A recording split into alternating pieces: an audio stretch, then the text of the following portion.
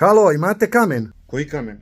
Pa kako koji, onaj žuti što vuče malo na brown, a ima i sivkasto nešto po sebi. Pa ima više vrsta, ne znam na koji mislite. Svaki dan dobijem barem 10 ovakvih poziva. Nekad uspem da predvidim ko šta želi, a u većini slučajeva ne.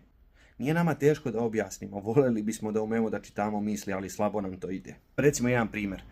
Pokvariti se auto, uđeš u auto delove, hoću deo za svoj auto, koji auto voziš, nemam pojma. Morate pomoći vi nama šta vam treba da bismo mi pomogli vama. I obično se ljudi iznerviraju kad mi ne znamo šta oni žele. Zato pogledaj dobro ili zatraži katalog da ti pošaljemo, pogledaj šta ti interesuje i onda nam reci treba mi kamen taj, dobit ćete sve tačne informacije. Da li imamo na stanju, koja je težina, da li možete odmah da preuzmete ili možemo mi da dovezemo i ostalo.